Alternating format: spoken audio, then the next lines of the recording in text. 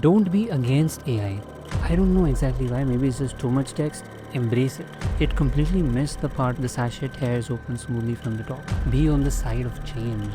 And by this time, I think I spent like around 35-40 minutes in this, and I told to myself, dude, this AI thing is not gonna work because this is the future. That's what they said. And don't get me wrong, I'm not completely against AI. As a matter of fact, I've had my fair share of trying and experimenting with all these new AI features as and when they kept coming in the past 1.5 years or so, and as we saw AI progressing and evolving. A lot of it is evident from the videos on this channel itself. However, when today I was asked to make a simple motion graphic animation, my first instinct was to give Runway's Gen AI video a try. There was always this at the back of the mind that I could use After Effects and all the skill set that I have and make this animation at the end of the day. But I want to see how far AI could get me, how much it could help me.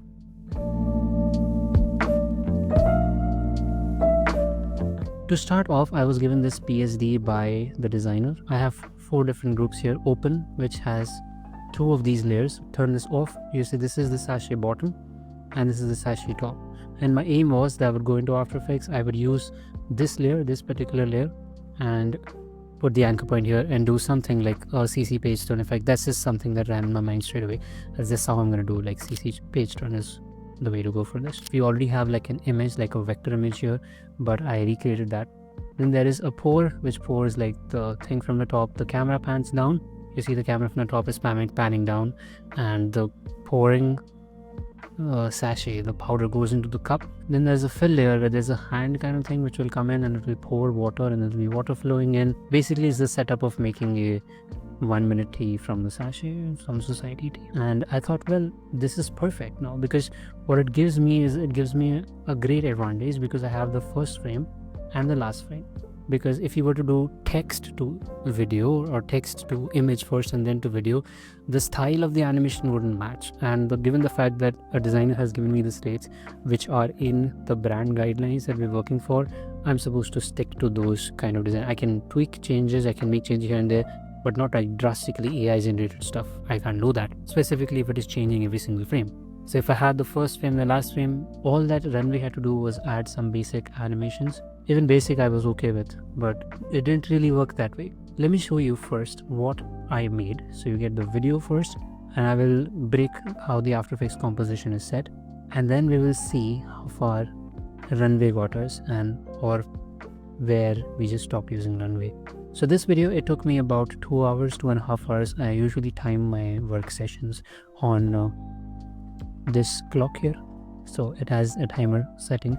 I put that timer on, and it was like around 2 hours or 2 or 30 minutes to make this animation. So I'm just going to play this through.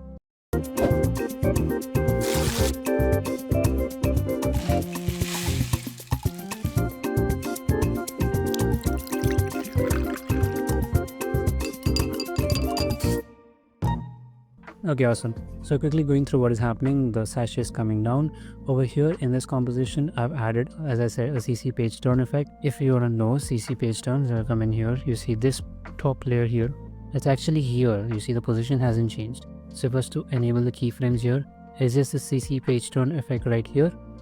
And I have keyframed the fold position over the time. So from here to here, I've kept this setting to bottom left corner, and you can see these settings if that's something that you want. Okay, it opens up and it goes off. I've turned the opacity off on this bottom sachet. So I've made a void and I've done it on that, and this puts a basic position rotation keyframes right here. Okay, if I come back now, this simple text animation is coming on the side. It flows now here. This is a very interesting part. So this is something where I was hoping that maybe AI could really help me out with, and it would be great, see what AI just comes up with. And I will get to the Runway part, but I'm going to first show what I did manually from my own understanding of After Effects, how things work. So this is basically using CC Particles Systems 2. I'm going to show you here. So there is this solid layer at the bottom. So that CC Particle Systems is applied to it, and this is one of those massive After Effects that you better watch a Jake in Motion video on it. It will explain you everything in detail. However, I will show you the things that I've keyframed because that is important. So if you see here, the things that I've keyframed are the birth rate. The birth rate is getting keyframed. the velocity is getting keyframed. These are the two main things. And apart from that, you want to know the settings that I've used. So you want to come in here, and longevity, birth rate is something that is keyframed. In physics, I've used direction as the animation. Okay, I've keyframed the velocity. In particle type, I've used faded sphere. Okay, you want to basically come here and see whatever works for you. So in my case, like right now, it's at faded sphere. You can barely see it on the screen. But if I go to, let's say, line, that will become like very, very strong. That's kind of effect you want to go. If I go to star, then you'll have stars. So bases all these effects, and you will have to adjust things. So keep it at, what was it, faded sphere. Yeah, that's pretty much all. This is one of those effects where you just play with it and try to figure it out.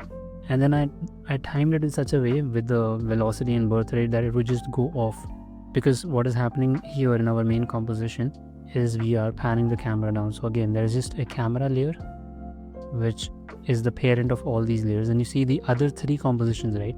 For the camera pan, I just placed the other three compositions one canvas down. So that's how I make camera animations in 2D. So if the canvas here, if you see this whole thing is 920 by 1080, what I do is for these compositions which you see at the bottom, that's comp 234, I've placed them like 1080 pixels in the Y. So if I was to come here and show you the position of these bottom ones, let's say this one, the position you will see is at 1400. And when you have it this way and then you parent it to the camera and then you're going up, it feels like the camera is panning down, whereas the void or our camera null is going up. I'm sorry if this is like way too complex for you to understand in terms of After Effects. It's not an After Effects tutorial. I'm just trying to quickly show you my workflow of how I made this video. If you feel you want a complete breakdown of this project, let me know in the comments. I will get that for you. We have that falling in, and we've timed it in, and goes in here. There is this thing coming here again, that's basic position rotation keyframes.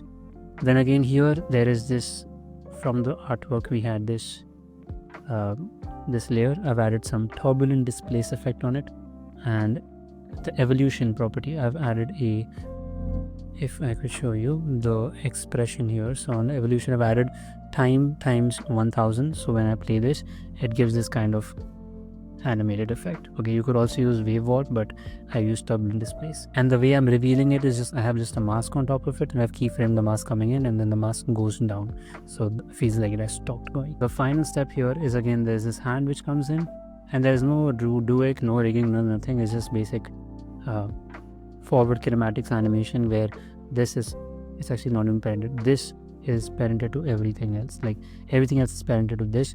It comes in here, that's as a keyframe, and here I've just given a rotation loop out ping pong, so that it feels like it's stirring. And as the stirring is happening, I have changed the color of the liquid from being watery to tea-like. So again, if you were to sit and look at it, again, that's why I said at the beginning as well, it took me 2.5 hours to make this. There was a lot that went into making this video. And there is some smoke footage which I've added here, and then set its blend mode to overlay to just give it that feeling of, tea, because tea is warm. I've done that for the water as well. Again, if you see this water here inside the pouring comp, if I feel it's worth going in here, this has a wave warp effect. I said you can use either turbulent displace or wave warp, either one of them works.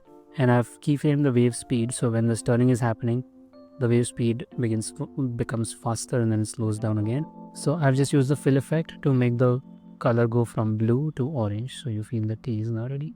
And then there's basic text animation with some ramp up opacity at the top, and again this is sliding in.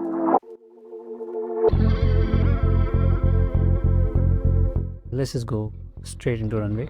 So this is my session. I'm gonna cancel out here, and you see I've generated all these things here. And the first thing you will notice is on the right side, you see all the generations I did. I did 11 generations. Only 6 of them actually came out, and all the others had a generation error. So that's one thing I don't know why. What you see here is the prompt that I've given: create a motion graphics animation starting with a vector sash and a blue background, sachet hairs. I haven't thought this myself. My first instinct was, well, we're doing an AI workflow, why don't you use another AI tool? One which I personally love and use almost every single day, ChatGPT. So that's what I did. I told ChatGPT I'm working on a motion graphics animation with help of Runway ML. I want help in giving accurate prompts to Runway in the image to video prompts. First frame, I have an image of a vector sachet on a blue background. I need to make a video out of it where the sachet in the frame opens, stares from the top, tilts, and the powder same color as the sachet falls from the sachet. Please consider adding relevant animation information, camera entropy, and other technical details for Runway. Provide me with only the prompt. And that's what ChatGPT gave me. So if you come in here, this is what it gave me. So maybe I think the generated error, right? Generation error is because I don't know exactly why. Maybe it's just too much text, or maybe it's just too many words. And so I kept trying. The second time also the same thing happened. Third time also the same thing happened. And I was using this as the first frame.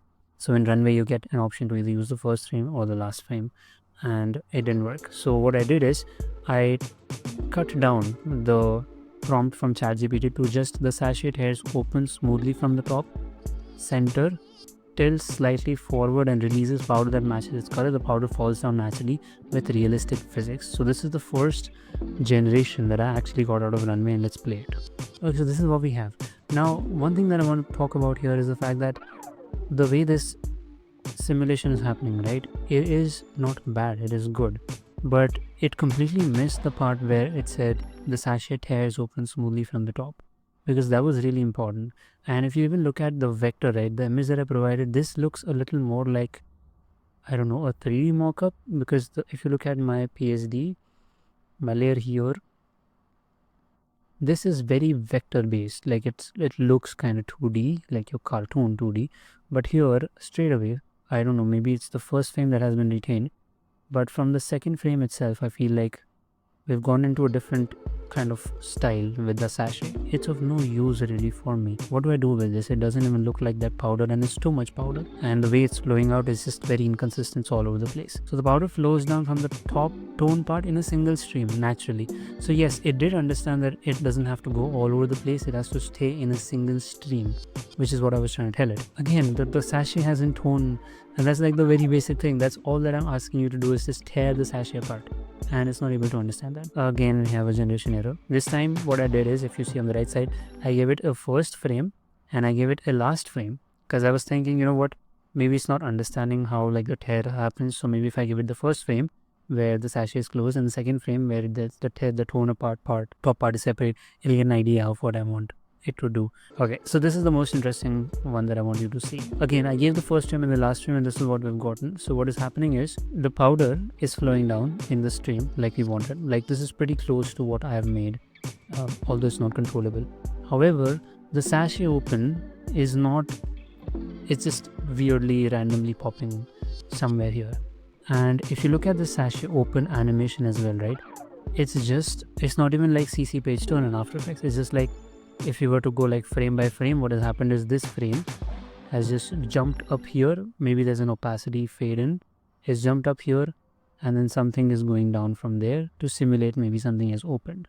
And again, there's this powder inconsistently flowing down. AI doesn't quite understand how to put these systems together. So again, when I talk about systems, right, in this situation, there's a sachet and then there's a powder.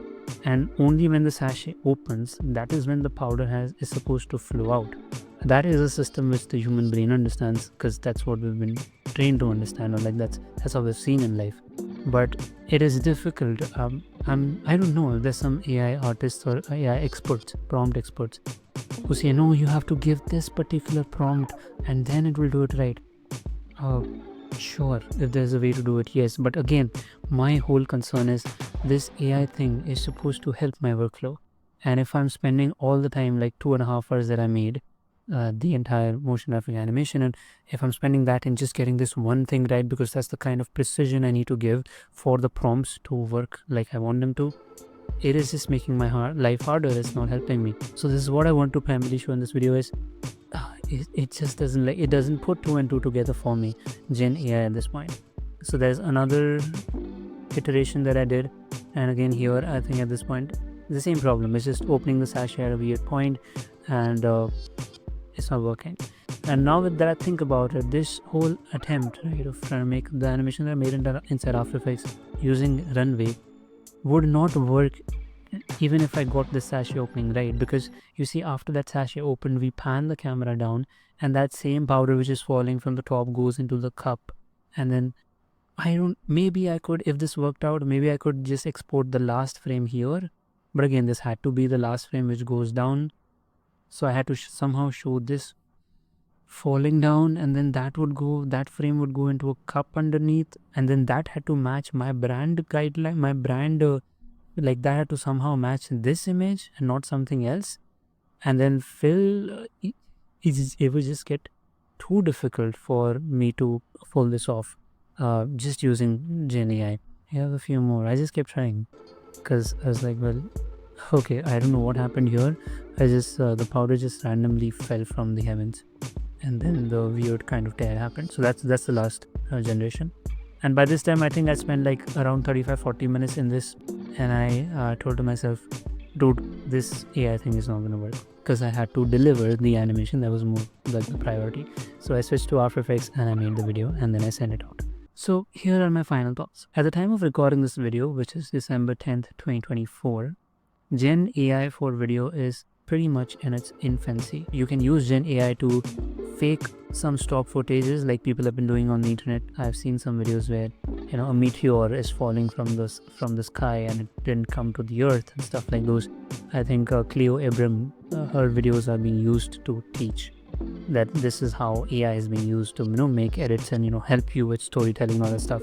To some extent, yes, you can fake those clips, like 5-second clips. However, according to my experience, and that's what I've tried to demonstrate in this video to you, is that Gen AI is of no use whatsoever to either a beginner or a seasoned visual storyteller, especially in terms of motion graphics. There will never be a point where you will not have to learn After Effects, or you will not have to learn how to do motion graphics. Now, what I do know is at the pace at which AI has evolved, there will definitely be a point where the things that I'm trying to do it or tell it to do today, it will be able to do it at some point, right? And I'm looking forward to that point where it will actually be helpful in my workflow, where it will just understand what it is that I want to do. And the same video that it took me 2.5 hours to make inside After Effects, I could probably do it in like 30 minutes or so, and with a lot more creative control, a lot more creative freedom. And by that, what I mean is, see, because when I'm working in After Effects here, I'm basically limited by the vector style that was given to me in terms of the PSD. But if AI is to the point that it really understands what it is that I wanted to do on the fly, if I could just change one prompt or one style and say, you know, make this whole thing as a 3D render, and if it could give me that, well, that would be a very different thing. That is really, really powerful. But at this point, it's just not there. We're just not here. And that's it for this session. 31 minutes in, and feeling pretty good about this. It's been a very, very long time since I last uploaded a video on In the Code. This year, 2024, has, I don't know if it's fair to say, but probably the toughest year that I have been through in terms of my personal life. Like, the arc has been crazy, the amount of things that happened with life, and it's not possible for me to document all of it. However, I watched a video by Peter McKinnon a few days back, and it said the trap of not making videos. And that video, like, that hurt, that came in right to my heart. And he says in the video that you don't make video and you overthink making videos, and what you're doing is you are strengthening this muscle of not making videos. And I could resonate with it so well. And Peter is really one of my OG mentors. Peter McKinnon, Casey Neistat, these are the people that I looked up to back in 2017 when I started making YouTube videos. So I'm so grateful to have these mentors who are, you know, even up until this day, pushing themselves and their audience in such a positive way. So that's it for today's video. Thank you so much for being in the code.